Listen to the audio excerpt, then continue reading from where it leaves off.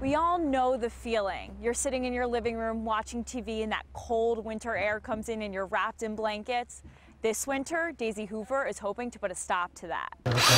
Hoover filled out an application last January to receive up to $6,500 of federal money for winter upgrades. And now, her wish has come true. I really didn't believe it.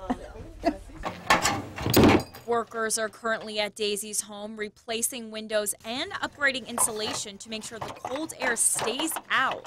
The new improvements are expected to slash 20 to 30% off her heating bill, which means around $450 back into Daisy's pocket. Well, I'm hoping it's going to save me a little money. It should. You know, save on the oil bill and stuff.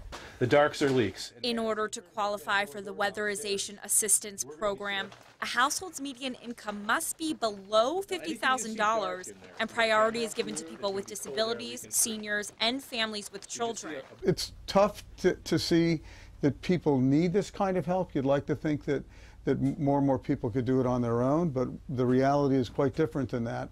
And we are saving energy, we're saving oil, gas, whatever they heat their home with, as a country as well. If you want to stop those drafts from coming into your house, we have to tell you there is a long waiting list, but there's no harm in filling out an application.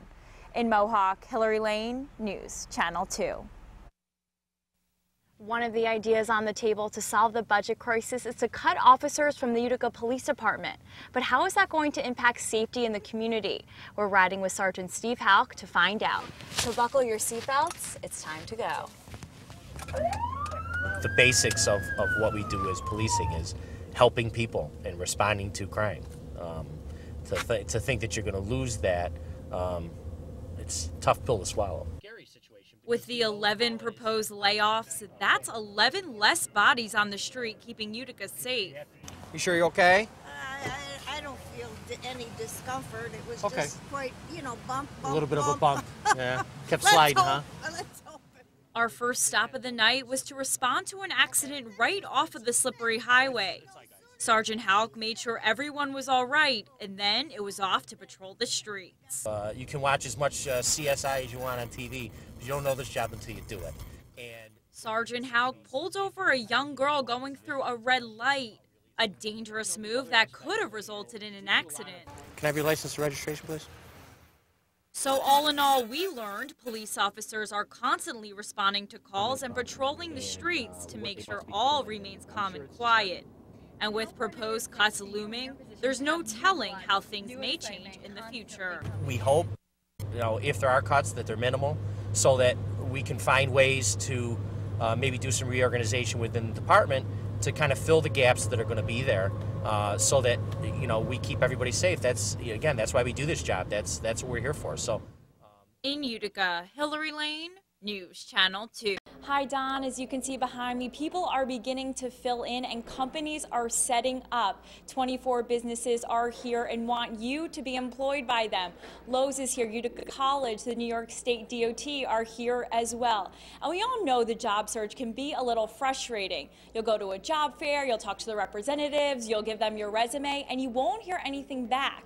A lot of times that's because they don't have job openings. But today, for a company to be allowed to participate in this event, they have to have vacant openings that they want you to fill. Now, besides talking to representatives, you can also have your resume critiqued, your cover letter critiqued, and get some new tips to ace that job interview. We spoke to some representatives here who said they're looking for candidates who are dedicated and are willing to go above and beyond to land that job. So if that sounds like you want to be here, the state office building, the fair is going on from 12:30 to 4. Bring your resume, dress for success, and get ready to land that job. Don, back to you. We had dreams. You stole them. We had plans. You crushed them. We had a life. You killed it. Today, Sheriff's Deputy Kurt Wyman's widow addressing her husband's killer publicly for the very last time. Just minutes before Christian Patterson was sentenced to life without parole for his actions last June. This home behind me is where it all started. Last June, Kurt Wyman was shot here after a 6-hour armed standoff. And today, the Wyman family saying it was Christian Patterson's choices that led to his death. You ignored my husband. You held on tight to your gun. You shot my husband. A 24-year-old man taken away from his law enforcement brothers, friends, parents, and wife prematurely. And now Wyman's young son and daughter, who was born the day after his death, will grow up without a father. I can't see him play with his son, Xander, and see how delighted he was to be a daddy. I can't see him tenderly hold his precious little girl, Addie, who he loves so much, even though he had never met her. As a final send-off to the man that killed their brother, law enforcement officials turned their backs as the police car transporting Patterson headed to prison. And that's where he'll remain for the rest of his life. In Utica, Hillary Lane, News Channel 2.